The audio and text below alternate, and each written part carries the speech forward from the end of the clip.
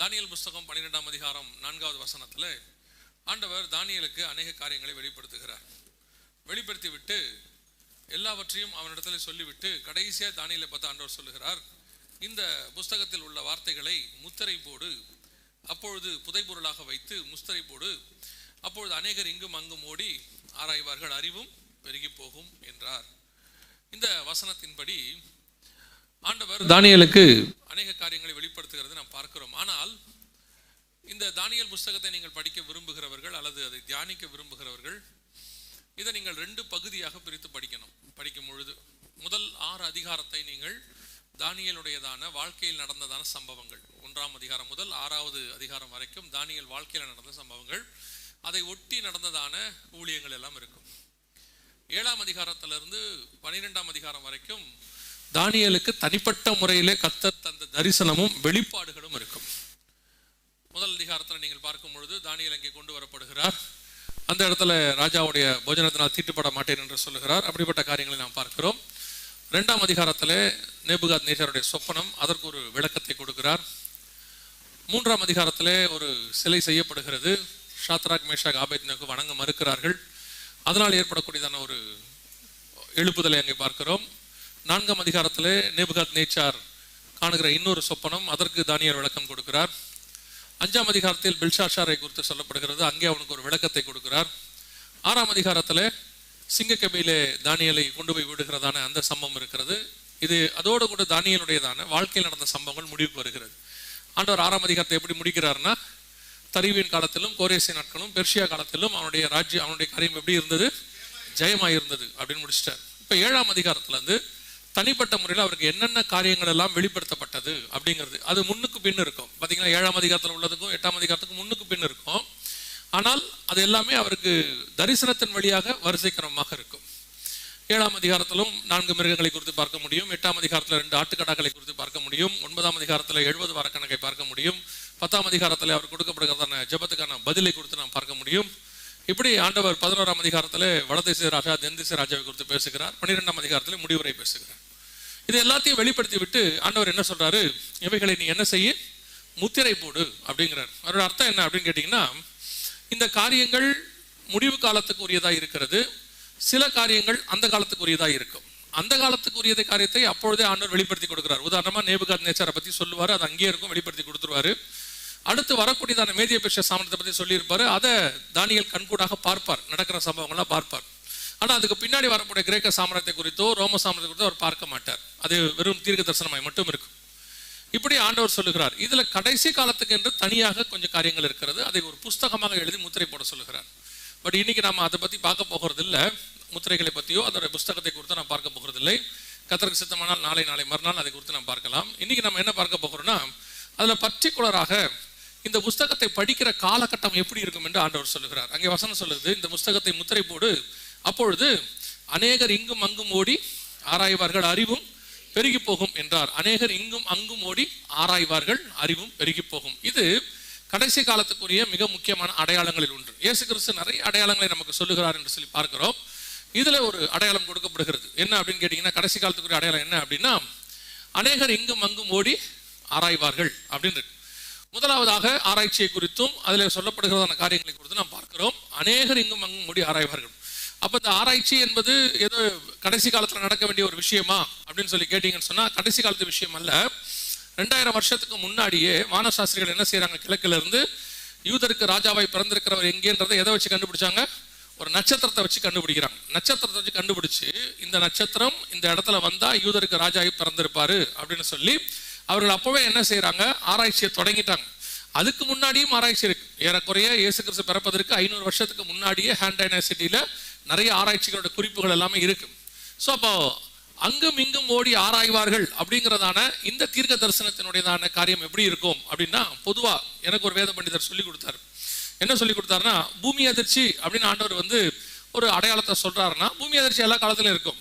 ஆனால் பூமி அதிர்ச்சிகள் இன்க்ரீஸ் ஆகி அந்த காலகட்டத்தை போல பூமி அதிர்ச்சிகள் எந்த காலத்திலுமே இருக்காது, அந்த அளவுக்கு இருக்கும். அதுதான் நமக்கு அடையாளம் அப்படிம்பாரு. அது எவ்வளவு தூரம் இன்க்ரீஸ் ஆகி எந்த அளவுக்கு உச்சநிலை அடையுதோ அதான் நமக்கு அடையாளம்.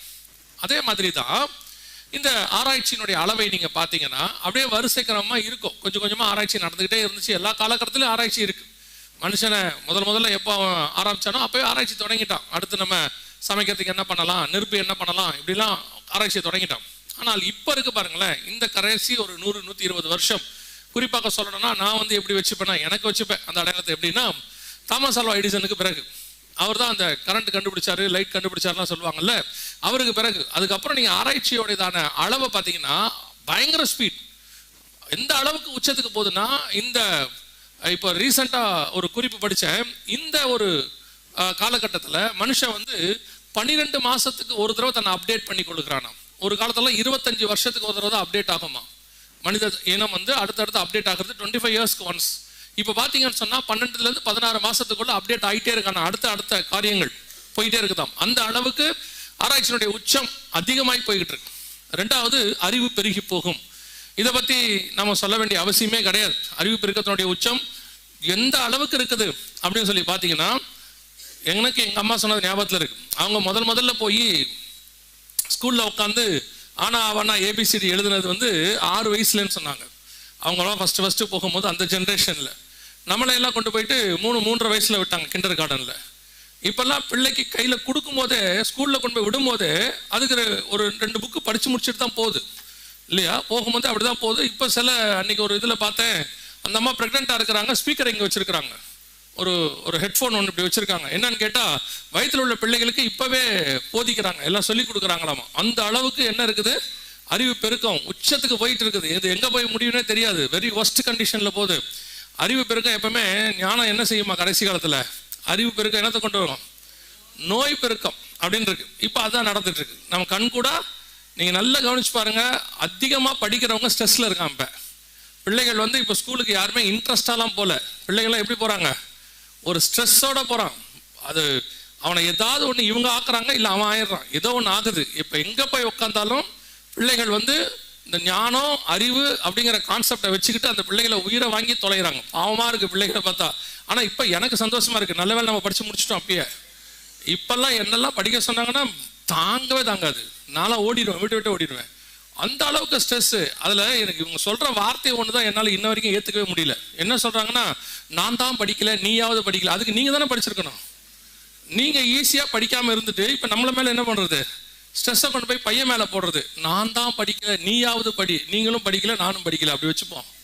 சட்டியில் இருந்தால் தான் அகப்பையில் வரும் இல்லையா? அப்பா சொல்கிறாரு, நான் 20 எடுத்துட்டா நீ 80 எடுக்கணும். 20 எடுத்தீங்க, 25 எடுக்கலாம், நம்மளால் அவ்வளோதான் முடியும். அப்பா கிட்ட இருந்தாலும் நம்மளும் வரோம். இன்னைக்கு ஒரு ஜென்ரேஷனை போட்டு ஸ்ட்ரெஸ்குள்ளே போய் டிப்ரெஷனில் போய், அது 8 வயசு பையனெல்லாம் உட்காந்து பேசிட்டு இருக்கும்போது ஓசிடி ப்ராப்ளம்ங்கிறான். உங்கள் யாருக்கா தெரியுமா? நமக்கெல்லாம் அப்படி ஒரு விஷயமே தெரியாது. என்னடான்னு கேட்டால் ஓசிடிங்கிறான், ஸ்ட்ரெஸ்ஸுங்கிறான், டிப்ரெஷனுங்கிறான். அந்த அளவுக்கு அறிவு பெருகி போயிருக்குது. எது ஒன்று எடுத்தாலும் நம்ம சொல்கிறத நம்ப மாட்டேங்கிறான், கூகுள் சொல்கிறது தான் நம்புகிறான். நம்ம யார் சொன்னாலும் நம்ப மாட்டேங்கிறான். உடனே அவன் கூகுள் பண்ணி பார்க்குறேங்கிறான். கூகுள் வந்து யாரோ ஒருத்தருடைய வாந்தி, யாரோ ஒருத்தர் என்ன பண்ணியிருக்காங்க, அதில் டேட்டாஸ் இன்புட் பண்ணியிருக்கிறாங்க, அதைத்தான் நம்ம எடுத்து படிக்கிறோம், அவ்வளோதானே. கூகுள் சொல்கிறதெல்லாம் உண்மையாக இருக்குன்னு யார் சொன்னது? அப்பா அம்மாவை நம்ப மாட்டேங்கிறான். நீங்கள் சொன்னால் நம்ப மாட்டேன்ட்டு கூகுள் போய் பார்க்குறான். கூகுள் சொன்னால் நம்பிடுறான், அவ்வளோதான். அது என்ன சொல்லுது, ஏது சொல்லுது, கொஞ்சம் கூட இன்னைக்கு உள்ளது ரொம்ப மோசமான கண்டிஷன். ஆனால் இதுக்கு பேர் தான் அறிவு பெருக்கம். இதுக்கு பேர் என்னது, அறிவு, ஞானம். அது நம்ம பையன் வந்து ஒரு 4 விஷயத்த மொத்தமாக எடுத்து எதையாவது பேசிட்டானா என் பிள்ளைக்கு நான் ஞானம்ங்கிறாங்க. என்னை பொறுத்த வரைக்கும் நான் எப்படி வச்சிருக்கேன்னா, தேவையில்லாத எந்த பொருள் வீட்டில் இருக்குதோ அதுக்கு பேர் குப்பை. ஆமாம் தானே? நமக்கு ஒரு பொருள் தேவையில்லை. சில வீடுகளெல்லாம் பார்த்தீங்கன்னா இந்த பரணன்னு ஒன்று வச்சுருப்பாங்கல்ல, லாஃப்ட். தமிழன் தான் லாஃப்ட் வச்சு கட்டுற ஒரே ஆள். லாஃப்ட் இருக்கும். அந்த லாஃப்டில் என்ன இருக்கும் பொதுவாக? அதில் என்ன இருக்கும்? தேவையில்லாதது. அதான் தேவையில்லாதாச்சே, அது ஏன் அங்கே இருக்குது? என்னைக்காவது ஒரு நாள் யூஸ் ஆகும். என்னைக்கு யூஸ் ஆகும்? என்னைக்காவது ஒரு நாள். அதுக்கப்புறம் அதை எடுத்து ஒரு நாள் பெயிண்ட்டுக்கெல்லாம் அடிக்கிறதுக்கெல்லாம் எடுத்து பார்த்தாங்கன்னா அதில் ஒரு சங்கு இருக்கும், அலுமினியத்தில் ஒரு சங்கு இருக்கும். இது என்னன்னு கேட்டால், எங்கள் அம்மா அவங்க அம்மாவுக்கு சங்கில் பால் ஊற்றுறாங்க, அந்த சங்கும்பா. அம்மாவுக்கு சங்கு ஊற்றியே ஆகிப்போச்சு 50 வருஷம். இன்னும் அந்த சங்கு இன்னும் என்ன செய்யுது கேட்டால், அதை தூக்கி பறனையில் போட்டு வச்சுருப்பான். சில ஆட்கள்லாம் இருப்பாங்க, அந்த சகோதரர்கள்லாம் கட்டிலுக்கு அடியில் போட்டு வச்சுருப்பான். எல்லாம் கட்டிலுக்கு அடியில் கிடக்கும். எதனாலும் ஒரு உத விட்டுருவான், அது கட்டிலுக்கு அடியில் போயிடும். அது அவ்வளோதான், அங்கே போய் கிடக்கும். அது எதுக்கு? அந்த அம்மா பெருக்கிறதுக்கு குனியம், அதை எடுக்காத வெய்யும்பா. என்னான்னு கேட்டால், ஒரு 40 வருஷத்துக்கு முன்னாடி உள்ள வண்டியோட செயினாக இருக்கும், சைக்கிள் செயின். அது சைக்கிளே இல்லையா, இருந்துட்டு போட்டேன், அது இருக்கட்டும் அப்படிம்பா. இதில் எது குப்பைன்னு தெரியாது, அதுவா இதுவான்னு நமக்கு தெரியாது, சந்தேகமாக வரும் ரொம்ப நாளாக. இந்த மாதிரி நான் இதை ஏன் சொல்றேன்னா, அதே மாதிரி தான் தேவையில்லாத ஞானமும் குப்பை. நமக்கு எது தேவையோ அதான் நம்ம கிட்ட இருக்கணும். எது தேவையில்லாத, இப்ப கடைசி காலத்துல என்ன இருக்குன்னா, நிறைய தெரிஞ்சுக்கிறது, நாலேஜ் நிறைய தெரிஞ்சுக்கிறது. அவர் பெரிய ஆளு, ரொம்ப அறிவாளிங்க அவருக்கு எல்லாமே தெரியும். எதுக்கு எல்லாம் தெரியணும்? எனக்கு என்ன தேவையோ அது தெரிஞ்சா போதாது. என் வாழ்க்கைக்கு என்ன தேவையோ அது தெரிஞ்சா போதும். அவர் எந்த டாபிக் எடுத்தாலும் பேசுவார். இப்போ பேசி என்ன பண்ணாரு? வெட்டி சும்மா உட்காந்து பேசியிருப்பார், அவ்வளோதான். அதனால் அவர் லைஃபுக்கு என்ன தேவையோ அது தெரிஞ்சு வச்சுக்கிட்டா போதும். அதை தெரிஞ்சு வச்சிருக்காரு, இதை தெரிஞ்சு வச்சிருக்காரு. கடைசியில் பைபிள் தெரியல. எல்லாத்தையும் தெரிஞ்சு வச்சிருக்க, எது தெரியல? பைபிள் தெரியல. எல்லாத்தையும் தெரிஞ்சு வச்சு பைபிள் தெரியாட்டி பரலோகத்துக்கு போக முடியாது. பைபிளை மட்டுமே தெரிஞ்சு ஒருவேளை எதுவுமே தெரிஞ்சா கூட கவலைப்படாதீங்க, பரலோகத்துக்கு போயிடலாம் இல்லையா? இன்னைக்கு கடைசி காலத்தில் இந்த அறிவு பெருக்கம் டேஞ்சரா போயிட்டு இருக்கு. பிள்ளைகளை பார்த்தா ரொம்ப பாவமா இருக்கு.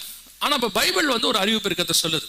கடைசி காலத்தில் நமக்கு சொல்லப்படுகிற காரியங்களை குறித்து என்னென்ன நடக்கும் அப்படின்னு சொல்லி ஆண்டவர் சில அறிவு பெருக்கத்தை நமக்கு சொல்லி இருக்கிறார். அதைத்தான் நாம் இப்பொழுது பார்க்க போகிறோம். இன்னைக்கு முதல் நாள்ல முதலாவது வாசிங்க, வெளிப்படுத்தின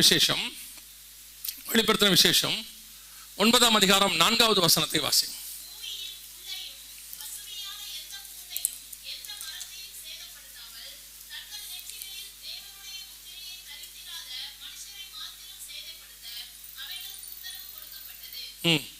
ஆறாவது வசனம்.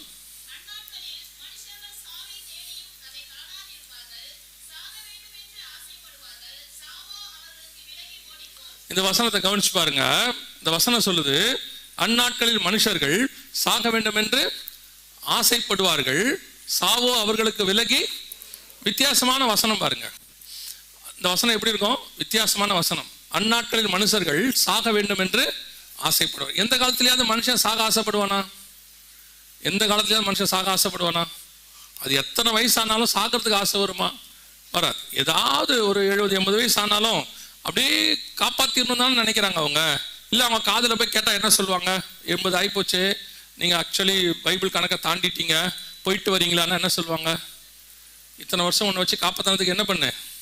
என்னை வச்சு காப்பாத்து, என்னை பார்த்து சாவரியான்னு கேட்குற, நீ எல்லாம் ஒரு பிள்ளையா அப்படின்ட்டு போகும்போது சபிச்சுட்டு போயிடுவாங்க. நிறைய பேர் அப்பா அம்மா ஏன் காப்பாற்றிக்கிட்டு இருக்கிறான்னா, போகும்போது சபிச்சிடக்கூடாதுன்ற ஒரே நம்பிக்கைக்கு தான் இல்லையா? யாருக்காவது சாக ஆசை வருமா? சில நேரத்தில் இந்த வீட்டில் இருக்கிற அம்மா சும்மா இல்லாமல் நம்மக்கிட்ட சொல்லும், அது ஆசை காட்டுறது. நம்மளை பேசாமல் இருக்கிறதுக்கு செத்து தொலைலான்னு நினைக்கிறேன். அவனும் நினைக்கிறான், ஓகே ஏதோ நல்ல விஷயம் நடக்கும் போல, இந்த அம்மா போக போகுது போல அப்படின்ட்டு நான் இங்கே இருக்கிறதுக்கு பேசாமல் செத்து தொலைலாங்க. போகவே போகாது. பார்த்துருக்கீங்களா? போகவே போகாது. இல்லைன்னா நீங்கள் கூப்பிட்டு வேணா பாருங்களேன் ஒரு நாள், ஏம்மா நீ தான் சொல்கிறியே போகுமா, நீ ரொம்ப நாளாக சொல்லிக்கிட்டு இருக்கியே இருக்கிறதுக்கு பேசாமல் நான் செத்து தொலைகிறேன்னு, வரியா? நான் ஏன் சாகணும்? அது எல்லாரையும் அனுப்பிட்டு தான் போவோம். சாகர ஆசை யாருக்கு என்ன செய்யாது? யாருக்கும் வராது. சாகர ஆசையே வராது. ஏன்னா அந்த உயிர் ஆசைன்னு ஒன்று இருக்குல்ல, அது நமக்கு இல்லை, சின்ன எறும்பு கூட இருக்கும். அந்த எறும்பை நீங்கள் சாகடிக்க போனீங்கன்னா அது என்ன செய்யும்? தப்பிச்சு ஓடும். அதுக்கு அந்த உயிர் ஆசை எல்லாருக்கும் உண்டு. அப்படி இருக்கும் பொழுது இந்த வசனம் என்ன சொல்லுதுன்னா, மனுஷர்கள் அந்நாட்களில் சாக வேண்டும் என்று ஆசைப்படுவார்கள், சாவோ அவர்களுக்கு விலகி. இது எதை பத்தினதான வசனம்னு கேட்டீங்கன்னா, 9ஆம் அதிகாரம் நடக்கிறது எப்பன்னு கேட்டீங்கன்னா, வருகைக்கு பின்னாடி 7ஆம் அதிகாரம் 9ஆம் வசனத்துல சபை எடுத்துக்கொள்ளப்படுகிறது. சபை எங்க இருக்கு? சிங்காசனத்துக்கு முன்பாக, ஆட்டுக்குட்டியானுக்கு முன்பாக நிற்கிறது. 8ஆம் அதிகாரத்துல இருந்து வாதை ஆரம்பிக்கிறது. அதாவது உபத்திரவ காலம் ஆரம்பிக்குது. 1ஆம் எக்காலம், 2ஆம் எக்காலம், 3ஆம் எக்காலம்லாம் ஊதப்படுது. அப்படி ஊதப்படும் போது உபத்திரவம் கூடிக்கிட்டே போகும். கைவிடப்பட்ட சபைக்கு உபத்திரவம் என்ன செய்யும்? கூடிட்டே போகும். அப்ப கூடிட்டே போகும்பொழுது ஒரு காலகட்டத்தில் மனுஷன் என்ன நினைப்பானா, நடக்கிற வாதையை குறித்து பார்த்துட்டு அவன் என்ன நினைப்பானா, பேசாம இருக்கிறதுக்கு என்ன செஞ்சிடலாம்? செத்துடலாம். ஆனால் வசனம் சொல்லுது, சாவோ அவர்களுக்கு விலகி. இது எப்படி நடக்கும்? சாகலான்ற ஆசை கூட சில நேரத்தில் வரும். எப்பன்னு கேட்டீங்கன்னா, ஹிட்லர் பீரியட்ல 1936 43க்குள்ள யூதர்களை ரொம்ப கொடுமைப்படுத்தினார் அவர், கொடுமையின் உச்சத்துல. அப்போ யூதர்கள் என்ன நினைச்சாங்கன்னா, தற்கொலை பண்ணி செத்தா நரகத்துக்கு போயிடுவோம், இயற்கையா மரணம் வந்துடாதா, ஆண்டவர் நமக்கு இயற்கை மரணத்தை கொடுத்துட மாட்டாரா, இவங்கிட்ட தப்பிச்சிட மாட்டோமா அப்படின்னு அவ்வளவு கொடுமை ஹிட்லர் கையில் இருந்துச்சு. அப்போ அந்த காலத்துல கூட மனுஷன் நினைப்பான், பேசாம இவ்வளவு கஷ்டப்படுறதுக்கு என்ன பண்ணிடலாம், செத்துடலாம் அப்படின்னு. ஆனா வசனம் என்ன சொல்லுது? அதோட சேர்த்து அவர்கள் சாக வேண்டும் என்று ஆசைப்படுவார்கள், சாவோ அவர்களுக்கு விலகி. அது எப்படி சாவு விலகி ஓடி போயிடும்? சாகணும்னு நினைக்கிற, அதான் சமீபத்தில் கூட பேசிட்டு இருந்தோம். ஒரு மனுஷனுக்கு கர்த்தர் கொடுத்த சுயாதீனம் அல்லது கர்த்தர் கொடுத்த அதிகாரத்துல ஒண்ணு என்னவா, அவன் ஜீவனை அவனே எடுத்துக்கிறதுக்கு என்ன இருக்கு? இருக்கு. ஆனா எடுக்கக்கூடாது. பைபிள் படி எடுக்கக்கூடாது. ஆனா தற்கொலை பண்ணிக்கிற அளவுக்கு அவனுக்கு என்ன இருக்குது? அதிகாரம் இருக்குது, அவனே பண்ணிக்கிறான் சூசைட். அப்படி ஒரு நிலைமை இருக்கும்போது இந்த வசனம் என்ன சொல்லுது? மனுஷர்கள் சாக வேண்டும் என்று ஆசைப்படுவார்கள், சாவு அவர்களுக்கு விலகி ஓடும், சாவை தேடியும் காணாதிருப்பார்கள். அப்போ இந்த வசனத்தினுடைய ஆவிக்குரிய அர்த்தம் என்னன்னு கேட்டீங்கன்னா, அந்த உபத்திரவ காலம் ஒன்று வருகிறது, மிகப்பெரிய சர்வாதிகாரியின் காலம். இந்த சவுத் இந்தியாவில் இருக்கிற நமக்கு பெரும்பாலும் இந்த உபத்திரவம், இந்த சர்வாதிகாரம் இதெல்லாம் நமக்கு தெரியாது, நம்ம மீட் பண்ணதில்லை. பொதுவாகவே கொஞ்சம் நார்த் சைடு போயிட்டீங்கன்னா, இந்தியாவில் மட்டும் இல்லை உலகம் முழுக்கவே நார்த் சைடு போயிட்டீங்கன்னா மிகப்பெரிய சர்வாதிகாரம். ரஷ்யாலெல்லாம் பார்த்தீங்கன்னா, சைனாவில் பார்த்தீங்கன்னா, நார்த் கொரியாவில் எல்லா இடத்துலையும் மிகப்பெரியதான சபைகளுக்கு உபத்திரவ காலம் இருக்கு. அந்த உபத்திரவ காலத்தில் ஜனங்கள் படுகிற கொடுமைகள்லாம் இருக்கும். நீங்க படிச்சிருப்பீங்க, நிறைய பேர் படும் வேதனையில் பரம வெற்றின்னு சொல்லி ரிச்சர்ட் உம்ரான் ஐயாவுடைய புக்கு ஒன்று இருக்கு. அந்த புக்கெல்லாம் நீங்க படிச்சிருப்பீங்க. அதுல அவர் எப்படி ருமேனியா சிறையில கம்யூனிஸ்ட்காரங்கிட்டையும் நாசிசத்துக்கிட்டையும் ஃபேசிஸ்ட்கிட்டையும் மாட்டிக்கிட்டாரு அப்படின்னு. அந்த மாதிரி உபத்திரவ காலத்துல அவர்களுக்கு சாவு வந்தா நல்லா இருக்கும் அப்படின்னு நினைப்பாங்களாம். ஆனா சாவு என்ன செய்யாது? வராது. அதுக்கு ஆண்டவர் நிறைய காரணம் வச்சிருக்கார். ஜீவனும் மரணம் கர்த்தருடைய கரத்தில் இருக்கு. ஆனா இது 9ஆம் அதிகாரம் வெளிப்படுத்தின விசேஷம் என்பது உபத்திரவ காலத்தில் நடக்கிற சம்பவம். ஜனங்கள் சாவை தேடியும் காணாதிருப்பார்கள் அப்படின்னு. ஒரு பக்கம் இதை நீங்க ஸ்பிரிச்சுவலா எடுத்துக்கிட்டீங்கன்னா, மிகப்பெரிய உபத்திரவம், தெரிந்து கொள்ளப்பட்டவர்கள் நிமித்தம் அந்த நாட்கள் குறைக்கப்படும் அப்படின்றார். உபத்திரவம் அந்த அளவுக்கு உச்சத்துல இருக்குமா, இது வரைக்கும் பார்க்காத. அதான் நான் வேதத்தை வாசிக்கும் போது ஆண்டவர் எனக்கு உணர்த்தினது என்னன்னா, இதுவரைக்கும் வந்த சர்வாதிகாரிகள் அத்தனை பேரும் பிசாசினுடைய தூதர்கள் மாதிரி. அவங்களாம் அவங்ககிட்ட படிச்சவங்க. கடைசியா வரப்போற ஆன்டி கிரைஸ்ட்ங்கிறதான ஒருத்தருக்கான அவன் பிசாசின் மகன். வெளிப்படுத்தல் 3:15 சொல்லுது இல்லையா, உன் வித்துக்கும் அவள் வித்துக்கும் பகை உண்டாக்குவேன். அந்த சர்பத்தின் வித்து அவன் தான் பிசாசினுடைய மகன். ஒருத்த ஆட்சிக்கு வரப்போறான். பிசாசினுடைய மகனுடைய ஆட்சினா பூமியில எப்படி இருக்கும் பாருங்க. அவ்வளவு ஒரு கொடுமையான காலம், எஸ்பெஷலி ஃபார் கிறிஸ்டியன்ஸ்.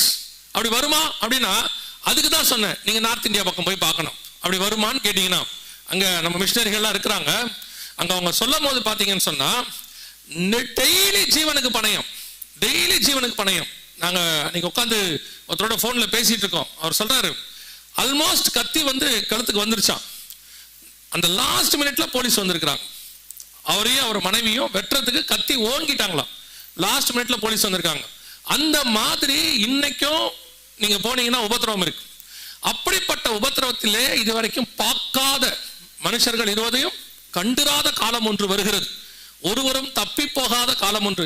எதுக்கு நாங்க இத்தனை அளவுக்கு இந்த வருகையை பத்தி பேசி உங்களுக்கு இப்படி கூட்டங்கள்லாம் வச்சு இதெல்லாம் ஏன் சொல்றோம் அப்படின்னா, ஏதோ எங்களுக்கு டைம் இருக்குன்னு மீட்டிங் வைக்கல, இல்ல உங்களையும் வர வச்சு சும்மா டைம் உட்கார வைக்கணும் அல்ல. ஒரு மிகப்பெரிய மோசமான காலம் ஒன்று வருகிறது. ஒருவரும் தப்பி போகாத காலம், உங்க கற்பனைக்கே வராத உபத்திரவ காலம் ஒன்று வருகிறது. நீங்க எக்ஸ்பெக்ட். இன்னும் உங்களுக்கு சொல்றேன், ரிச்சர்ட் உம்ரான் ஐயா படுமேதை பரம வெற்றி புத்தகத்தில் என்ன சொல்றாருன்னா, கம்யூனிஸ்டுகள் ஹிட்லர் எங்களை ரொம்ப கொடுமைப்படுத்தினாரு. அப்ப அவர் கொடுமைப்படுத்தும் போது நாங்க ஏன் ஆண்டவரே எங்களுக்கு இந்த கொடுமை அப்படின்னு ஆண்டவர்கிட்ட கேட்டோம். எங்களுக்கு அப்ப பதில் இல்லை. அதுக்கப்புறம் ஹிட்லரை கொன்னுட்டு அல்லது அவரு செத்துட்டாரு. அதுக்கப்புறம் கம்யூனிஸ்ட் ஆட்சி வந்துச்சு. ஜெர்மனியை ரெண்டா பிரிச்சுக்கிட்டாங்க, ஈஸ்ட் ஜெர்மனி வெஸ்ட் ஜெர்மனி பிரிச்சுக்கிட்டாங்க. அப்ப இந்த ருமேனியாலாம் ஒருத்தர் கண்ட்ரோலுக்கு போகுது. அப்ப அவர் சொல்றாரு, கம்யூனிஸ்டுகள் ரஷ்ய கம்யூனிஸ்டுகள் சபையை கொடுமைப்படுத்தினாங்க. அப்ப கொடுமைப்படுத்தும் போது தான் எங்களுக்கு தெரிஞ்சிச்சு, இந்த கொடுமையை நாங்க அனுபவிக்கிறதுக்கான பிராக்டிஸ் தான் எங்களுக்கு ஆண்டவர் ஹிட்லர்கிட்ட கொடுத்தாருன்றாரு அவர். ஏன்னா ஹிட்லரை விட 2 மடங்கு கொடுமைப்படுத்தி இருக்கிறாங்க ரஷ்ய கம்யூனிஸ்டுகள். அந்த அளவுக்கு உச்ச கொடுமை இருக்கு. இப்ப நாம பார்க்க போறது, நாமனா கைவிடப்பட்ட சபை பார்க்க போகிறது, இதுவரைக்கும் உலகம் பார்க்காத உபத்திரவம், மிக மோசமான காலம். அதற்கு தப்பித்து மனுஷகுமாரனுக்கு முன்பாக நிற்கும்படிதான் உங்களுக்கு இந்த அழைப்பு கொடுக்கப்படுகிறது. இந்த காரியங்கள்லாம் உங்களுக்கு சொல்றதுக்கான ரீசன் என்ன? ஏதோ வருஷத்துக்கு ஒரு மீட்டிங் வைக்கணும் அப்படின்றதுக்காகவா? இல்ல. ஒரே காரணம், அந்த காலம் ரொம்ப கிட்ட வந்துருச்சு. அந்த ஒரு சர்வாதிகாரி ஆட்சிக்கு தொடங்குவதற்கான காலம் உலகளாவிய, வேர்ல்டு வைட், எல்லா பக்கமும் ரெடியா இருக்குது. நீங்க எடுத்துக்கிட்டீங்கன்னா உலகம் முழுக்க ஒரு டிக்டேட்டர்ஷிப் ரெடி ஆகிட்டு இருக்கு. அதுல இப்போ நம்ம காலகட்டம், அதை சந்திக்கிறதுக்கு முந்தின காலகட்டம். இந்த நார்த் இந்தியாவில் இருக்கிறவங்க, ரஷ்யாவில் இருக்கிறவங்க ஏற்கனவே அதெல்லாம் சந்திச்சுட்டு ஓரளவுக்கு பிராக்டிஸ்ல இருக்காங்க உபத்திரவத்துல. இந்த சவுத் இந்தியாவில் இருக்கிறோம் பாருங்க, குறிப்பா தமிழ்நாடு கேரளாக்குள்ள இருக்கோமே, நமக்கெல்லாம் உபத்திரவம்னா என்னன்னு தெரியாது. நமக்கு இருக்கிற ஒரு உபத்திரவம்னா என்னன்னு கேட்டா, டயத்துக்கு பையனுக்கு ஃபீஸ் கட்ட முடியல, நல்லா ஜோம் பண்ணிக்கிட்டு இருக்கும் போது கரண்ட் போயிருச்சு, பிசாசு கரண்ட்ல கை வச்சிருச்சு. இதான் நமக்கு தெரிஞ்ச ஒரே உபத்திரவம். இல்லையா? அவங்க உபத்திரவம்லாம் ஜீவனுக்கு போராடிக்கிட்டு இருக்கிறது. அப்போ நமக்கு உபத்திரவம்னா என்னன்னு தெரியாததுனால அப்படிப்பட்ட சர்வாதிகாரிலாம் நீங்க மீட் பண்ண வேண்டாம். அது ரொம்ப கஷ்டம். நீங்க இதே சந்தோஷத்தோட பரலோகத்துக்கு போயிட்டீங்கன்னா நல்லது. நீங்க பாட்டுக்கிட்டு எதையாவது மாட்டிக்கிட்டீங்கன்னு வச்சுக்க, ரொம்ப கஷ்டம் நமக்கெல்லாம். நான் பயத்துக்காக சொல்லவில்லை, நமக்கு ஆண்டவர் நல்ல வாய்ப்பு வச்சிருக்கிறார். அதுக்கு முன்பதாகவே மனவாட்டியை கூட்டிக் கொண்டு கர்த்தர் போக விரும்புகிறார். அல்லேலூயா. எனவே நமக்கு இந்த 9ஆம் அதிகாரம் 4-5 வசனம் எதை 6வது வசனம் எதை சொல்லுதுன்னா, உபத்திரவ காலத்தில் நடக்கிற சம்பவம். அந்நாட்களில் அவங்க என்ன பண்ணுவாங்களாம், சாகவை தேடியும் காணாது இருப்பார்கள். அந்த எத்தனை வருஷத்துக்கு இது நடக்கும்னு கேட்டீங்கன்னா 7 வருஷத்துக்கு நடக்கும். எத்தனை வருஷத்துக்கு?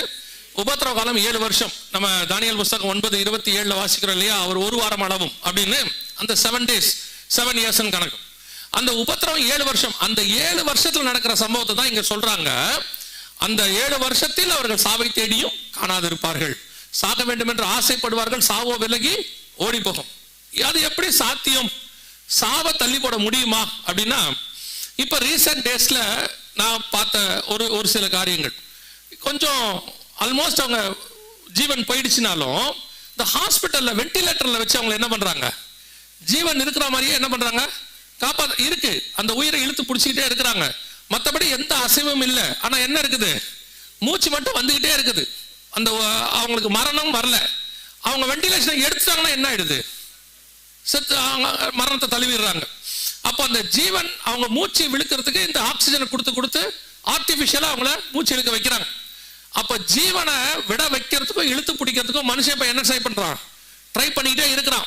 அவன் அந்த டாக்டர் வந்து அவர் கொடுக்கணும் ரிப்போர்ட், ஜீவன் போயிடுச்சுன்னு. ஆனா போனீங்கன்னா ஆக்சிஜன் லெவல் இருக்கு, அவருக்கு ஓடிட்டு தான் இருக்கு, அவருக்கு கையில பிடிச்சு பார்த்தா பல்ஸ் இருக்கு. ஆனா வெண்டிலேட்டர் எடுத்தா என்ன ஆயிடுது, போயிடுது. அப்ப நம்முடைய ஜீவன் இப்ப நம்மளால போகாம இன்னொருத்தர் நினைச்சா போக வைக்கிற இடத்துக்கு வந்திருக்கு. அவங்க நினைச்சா இழுத்து பிடிக்க முடியும். 3 நாளைக்கோ 1 வாரத்துக்கோ 10 நாளைக்கோ. ஒரு தனியார் ஹாஸ்பிட்டல்ல நண்பருடைய அம்மாவுக்கு நடந்த சம்பவம். கிட்டத்தட்ட ஒரு 3 வாரமா அங்க இருக்கிறாங்க. அந்த பையனும் பணம் கட்டிக்கிட்டே இருக்காரு. ஆல்மோஸ்ட் 24 லட்சம் கட்டிட்டார். கட்டின பிறகு பையன் கிட்ட காசு இல்லை. இப்போ அந்த பையன் சொல்றாரு, இந்த மாதிரி காசு எங்ககிட்ட இல்லை, நான் வேணா அவங்கள வேற ஹாஸ்பிட்டலுக்கு மாத்திக்கிட்டுமா அப்படின்னு சொன்னா, அடுத்த 4 மணி நேரத்தில் அம்மா இறந்துட்டாங்கன்றாங்க. ஆனா கிட்டத்தட்ட 21 நாளைக்கு மேல இழுத்து பிடிக்கிறாங்க. ஆனா போனா வெண்டிலேட்டர்ல இருக்கிறாங்க. அந்த அளவுக்கு ஜீவனை இழுத்து பிடிக்கிற அளவுக்கு இன்னைக்கு மெடிக்கல் டேர்ம் என்ன வந்திருக்கு, வளர்ச்சி அடையுது. இப்ப நம்ம இதை சாதாரணமா பார்த்துக்கிட்டு இருக்கோம். நம்மளை பொறுத்த வரைக்கும் பாசிட்டிவா பார்க்கிறோம். நல்ல வேலை உயிரை ஒரு 20 நாள் தாக்கி பிடிச்சோம், 2 வாரம் இழுத்து பிடிச்சி பார்த்தோம், அதுக்கப்புறம் தான் முடியல. இந்த இழுத்து பிடிக்கிற அளவுக்கு நம்ம கிட்ட இன்னைக்கு மெடிக்கல் எக்யூப்மெண்ட்ஸ் வந்துருச்சு, வளர்ச்சி. ஆனால் இப்ப பைபிள் சொல்றது ஜீவனையே போக விடாமல் தடுக்கிறது அப்படிங்கிறதுல பாத்தீங்கன்னா, இது ஒரு 10 வருஷத்துக்கு முன்னாடி வந்துச்சு. ஆனா இப்ப யூஸ் பண்ண தொடங்கிட்டாங்க. அதுக்கு பேரு ஆர்டிபிஷியல் பிளட் அப்படின்னு சொல்லுவாங்க, செயற்கை ரத்தம். உங்களுக்கு தெரியும் நினைக்கிறேன், வாசிங்க லேவியராகமத்தின் புஸ்தகம் 17ஆம் அதிகாரம் 11வது வசனத்தை வாசி. லேவியராகமம் 17:11 வாசி. மாம்சத்தின் உயிர் எதுல இருக்கிறது, ரத்தத்தில் இருக்கிறது. அப்ப ஒரு மனுஷனுடைய உயிருக்கான அணுக்கள் உயிரணுக்கள்னு சொல்லுவாங்க. அந்த உயிரணுக்கள் எதுல இருக்கு, ரத்தத்துல இருக்கு. நம்ம ரத்தத்துல நிறைய இருக்கு, சிவப்பு அணுக்கள் இருக்கு, வெள்ளை அணுக்கள் இருக்கு, ஆர்பிசி, டபிள்யூபிசி, இந்த மாதிரிலாம் நிறைய சொல்லுவாங்க. இதுல இப்போ டபிள்யூபிசியோட, அதுதான் நமக்கு உயிரணுக்கள் வாங்க, எதிர்ப்பு சக்தியை கொடுக்கறது, இம்யூனிட்டி பவர், இதெல்லாம் சொல்லுவாங்க இல்லையா. அந்த வெள்ளை அணுக்களோட இருக்கக்கூடியதான ஆர்டிபிஷியல் பிளட் இப்போ புழக்கத்துல இருக்கு, வர தொடங்கிருச்சு. சமீபத்தில் இஸ்ரேலுடைய லெபனான் யுத்தத்துல இஸ்ரேலிய ராணுவ வீரர்களுக்கு அதை யூஸ் பண்ணியிருக்கிறாங்க. யூஸ் பண்ணி கிட்டத்தட்ட 72 மணி நேரம் உயிரோடு கூட வைக்க முடியும். ஒரு மனுஷன் என்ன பண்ண முடியும், 72 மணி நேரத்துக்கு உயிரோடு கூட வைக்கலாம். எப்படி வைக்க முடியும், அதுக்கப்புறம் செத்துருவாரா? இல்ல, அந்த 72 மணி நேரத்துக்கு கூட்டு போய் அவர் என்ன பண்ணிடுவாங்க, காப்பாத்திடுவாங்க. உங்களுக்கு இப்பதான் இருக்க சிசியோ ஐசியோ ஆம்புலன்ஸ் இருக்குது, ஐசியு ஹெலிகாப்டர் இருக்குது, எல்லாமே அதுலயே வச்சிருக்கிறாங்க. அப்படி பாதிக்கப்படுகிற ஆளை ஒரு இந்த பிளட்டை ஏற்றி, பிளட் லாஸ் இருந்தாலும் ஏற்றி அவரை ஜீவனோட கூட வைக்கிறதுக்கான ஆர்டிபிஷியல் பிளட் இப்ப ரெடியாக இருக்கு. இப்போ இது என்ன செய்யும்னு கேட்டீங்கன்னா, ரத்தம் இல்லாமல் ஒரு மனுஷன் சாகரான்னா அப்படி ஒரு நிலை இல்லை. ஒரு 30-40 வருஷத்துக்குலாம் முன்னாடி பாத்தீங்கன்னா டிவியில ரத்த தானத்தை பத்தி போட்டுக்கிட்டே இருப்பாங்க. நிறைய என்ன செய்வாங்க, ரத்த தானம் போடுவாங்க. இப்ப பாருங்க, ரத்த தானத்தை பத்தி ரொம்ப வரதில்லை. ஆல்ரெடி நம்ம தேவையான அளவுக்கு பிளட் என்ன பண்ணிருக்கிறோமா, சேவ் பண்ணி வச்சுட்டோம். 2வது இது ஆர்டிபிஷியல் பிளட் ரெடியா இருக்குது. இது வந்து எந்த அளவுக்குன்னா ஒரு சிலர் உங்க இருப்பாங்க ஓ பாசிட்டிவ் அப்படின்னு இருக்கு இல்லையா, ஏ பாசிட்டிவ் பி பாசிட்டிவ்லாம் இருக்குல்ல, அதுல ஒரு சிலருக்கு ஓ பாசிட்டிவ் இருக்குல்ல, அதுக்கு பேர் காமன் டோனார்னுபாங்க. ஒரு அர்ஜென்ட்டுக்கு எல்லாருக்கும் என்ன செய்யலாம், அந்த ஓ பாசிட்டிவ் கொடுக்கலாம். அந்த மாதிரி பிளட் இது அந்த மாதிரி வகையை சார்ந்தது. இது எப்படி இருக்குன்னு கேட்டீங்கன்னா அந்த மாதிரி பவுடர் மாதிரி இருக்கும், இந்த மாதிரி பவுடர் மாதிரி இருக்கும். இதை எடுத்து சிலிக்கான்னு சொல்லுவாங்க. வேற ஒன்றும் இல்லை, மண்ணுக்கு பேர் தான் சிலிக்கான். மண் இருக்குல்ல, அதை கெமிக்கலி மாத்தினாங்கன்னா அதுக்கு பேர் என்னது, சிலிக்கான். ஆண்டவர் நம்மளை எதில் செஞ்சிருக்கிறாரு, மண்ணில் செஞ்சிருக்காரு. அதுதான், வேற ஒன்றும் இல்லை. இதை என்ன பண்றாங்கன்னா கெமிக்கலி மாற்றி டிஸ்டில்டு வாட்டர் அல்லது பியூரிஃபைடு வாட்டர்பாங்க, அதில் பண்ணி நீங்க ஏற்றிக்கலாம், உங்க பிளட்டை நீங்க ஏற்றிக்கலாம். இதுக்கு பேர் ஆர்டிஃபிஷியல் பிளட் இப்போ இருக்கு. அதை தாண்டி ஆர்டிஃபிஷியல் பிரெயின் கொண்டாந்துருக்கிறாங்க, மூளைச்சாவு. இப்போ நீங்க சமீபத்தில் கேள்விப்பட்டிருப்பீங்க, எலான் மாஸ்க் அப்படிங்கிறவர் ஒரு சிப்பு ஒன்று உருவாக்கி இருக்கிறார். சிப்பு வந்து சக்சஸ்ஃபுல்லா வேலை செய்ய தொடங்கி இருக்கு. எப்படின்னு கேட்டீங்கன்னா, ஒருத்தருக்கு பிரெயின் வேலை செய்யல அப்படின்னு சொன்னா அவரை உட்கார வச்சு அவர் பிரெயின்ல என்ன யோசிக்கிறாரோ அதை எதிரில் கம்ப்யூட்டர்ல என்ன பண்ண முடியும், டைப் பண்ண முடியும். டைப் பண்றாரு, நடக்குது. அவர் என்ன செய்யணும்னு நினைக்கிறாரோ அதை செய்ய வைக்க முடியுது. இப்போ சமீபத்தில் அது சக்சஸ்ஃபுல்லாக, இப்போ ஒரு மனுஷன் சக்சஸ்ஃபுல்லா அதை செஞ்சுக்கிட்டே இருக்கிறார். அவர் என்ன சொல்றாருன்னா, இனி இந்த பிரெயின் டெட் அல்லது பேரலைஸ்டு இந்த மாதிரிலாம் சொல்றாங்கல்ல, இந்த மாதிரி ஆட்களை எல்லாம் 100% கியூர் பண்ணிட முடியும் அப்படிங்கிறாங்க. ஆக்சுவலா இதோடைய சீரியஸ்னஸ் நமக்கு தெரியல. என்ன அப்படின்னா, உங்க பிரெயின்ல உள்ளதை ஒருத்தர் படிக்க ஆரம்பிச்சா என்ன ஆகும், இந்த சிப் இருக்கு, இந்த சிப்பை அவர் யோசிக்கிறத எதிரில் உள்ள கம்ப்யூட்டர்ல சொல்லுது. அப்படின்னா இந்த சிப்பை நீங்க எதோட கனெக்ட் பண்ணிக்கலாம், நீங்க சிப்பை இப்போ எதை கூட வேணா கனெக்ட் பண்ணிக்கலாம். உங்க போன்ல இருக்க சிப்பை நீங்க சேட்டலைட்டோட கனெக்ட் பண்ணிக்கலாம், எதை வேணா கனெக்ட் பண்ணிக்கலாம். ஆட்டோமேட்டிக்கா இவரோட பிரெயினை என்ன செய்யலாம், படிக்க தொடங்குவாங்க. இப்போ நீங்க யோசிக்கிறதுலாம் ஒருத்தருக்கு எதிரில் தெரிஞ்சா என்ன ஆகும், நான் சொல்லுங்க புரியுதா? நீங்க இனி யாருக்கும் பிரைஸ் லார்டே சொல்ல முடியாது. ஆமா, நீங்க பிரைஸ் லார்ட் சொல்லும் போது என்ன நினைக்கிறீங்கன்றது எதிரில் தெரியும். வாடா praise the lord, praise lord தெரியுது, உள்ள என்ன இருக்கு, ஏன் இந்த ஆள் வந்தான், எதுக்காக இங்க வந்திருக்கான் அப்படின்னு உள்ள ஓடுது. இவன் வராம இருந்தா நல்லா இருக்குமே, பிரைஸ் லார்ட் வாங்க. ஆனா உள்ள சொல்லுது, இவன் ஏன் வந்தான். அது அப்படியே இப்ப எங்க ஒரு ஐபேட் இருக்குன்னு வச்சுக்கோங்க, ஒரு உதாரணத்துக்கு சிப்பை கனெக்ட் பண்ணிட்டோன்னு வச்சுக்கோங்க, உள்ள வரும்போது வைஃபை இல்ல, உள்ள வரும்போதே தெரிஞ்சிடும். இப்போ உங்க மாமியார் வராங்க, என்ன பண்ணுவீங்க, ஆட்டோமேட்டிக்கா எல்லா மாமியாருக்கும் தெரிஞ்சு போயிடும் நீங்க யாருங்கிறது இல்ல. அப்போ இந்த சிப்புங்கிறது வந்து உங்க பிரெயினை படிக்கிற விஷயம், அதோட சீரியஸ்னஸ் தெரியாம அது வந்து வரப்பிரசாதம் யூஸ் ஆகுது. எந்த ஒரு விஷயமும் வரும்போது அப்படிதான் இருக்கும், பின்னாட்கள் அது என்னவா மாறிடும், ஆபத்துள்ளதாக மாறிடும். அதான் இப்ப நடக்க ஆரம்பிச்சிருக்கு. ஒரு இதை தாண்டி இப்போ லேட்டஸ்டா நான் சொல்றது 2025, இவர் பேர் பாருங்க, இவர் தான் வந்து ரே குர்ஸ்வெல் அப்படின்னு பேர். இவர் வந்து 1990ஸ்லயே அமெரிக்காவுடைய உயரிய சயின்டிஸ்ட் விருதெல்லாம் வாங்கியிருக்கிறார். இப்ப இவர் கொடுத்திருக்கிற ஸ்டேட்மெண்ட் என்னன்னு கேட்டீங்கன்னா, 2030க்குள்ள மனுஷனுடைய உயிரை போக விடாமல் தடுக்கக்கூடியதான நானோ பார்ட் செல்ஸ் எல்லாம் உருவாக்கலாம் அப்படிங்கிறார். அது வந்து என்ன பண்ணுனா, அப்ப உயிரே போகாதா அப்படின்னா உயிர் போகாது இல்ல. 2030ல இருந்து என்ன பண்ண போறாங்கன்னா, உங்க ஏஜ தள்ளி போட போறாங்க. எப்படி தள்ளி போட போறாங்க, இப்ப நமக்கு வயசாகிறதுனா என்ன, செல் வீக் ஆகுது. செல் வீக் ஆக தலையில செல் வீக் ஆனா முடி கொட்டிடுது, கண்ணுல செல் வீக் ஆனா பார்வை குறையுது இல்லையா, தோல்ல செல் வீக் ஆனா தோல் சுருங்குது, மூப்புன்னு சொல்றோம், வயசாயிடுச்சுன்னு. இப்ப இவர் என்ன சொல்றாருன்னா, அந்த டி ஏஜிங் செல்ஸை கண்டுபிடிச்சிட்டாரு. இப்ப அந்த செல்லை வந்து உங்களுக்கு யூஸ் பண்ண உங்க ஏஜை என்ன பண்ண முடியும், தள்ளி போட முடியும். இப்ப 70ங்கிறத 150 மாத்தலாம், 200 மாத்தலாம். இப்ப சில செலிபிரிட்டிஸ், நான் ஏன் இவங்க இப்படி பேசிட்டு இருக்கிறாங்கன்றது எனக்கு புரியாம இருந்துச்சு. ஆனா இவருடைய ஸ்டேட்மெண்ட்டை படிச்ச பிறகுதான், ஏன் சில பெரிய படித்த சயின்டிஸ்ட் எல்லாம் சொல்லும் போது என்ன சொன்னாங்கன்னா, அடுத்த 250 வருஷத்துக்கு நான் இருப்பேன், 150 வருஷத்துக்கு நான் இருப்பேன் அப்படின்னு பேசிட்டு இருந்தாங்க. எவ்வளவு கான்பிடண்டா இவங்க பேசுறாங்க, எதை வச்சு பேசுறாங்க அப்படின்னு பார்த்தா, இப்ப இவர் சொல்றாரு 2030ல இருந்து இந்த டி ஏஜிங், அந்த வயசாகிறத குறைக்க முடியும், குறைக்க பண்ணி நம்மளோட ஏஜை இன்க்ரீஸ் பண்ண முடியும். போக போக அதை கொஞ்சம் கொஞ்சமா, இப்போ 2030 40க்குள்ளதான் மரணம் வராது, அந்த இதுல இல்ல. இனி வயசை என்ன செய்வாங்க, 70ங்கிறத 80 ஆக்குவாங்க, 80ங்கிறத 100 ஆக்குவாங்க. இப்படி ஆக்க நம்ம நிறைய காலம் உயிர் வாழலாம் அப்படின்னு இவர் சொல்றாரு.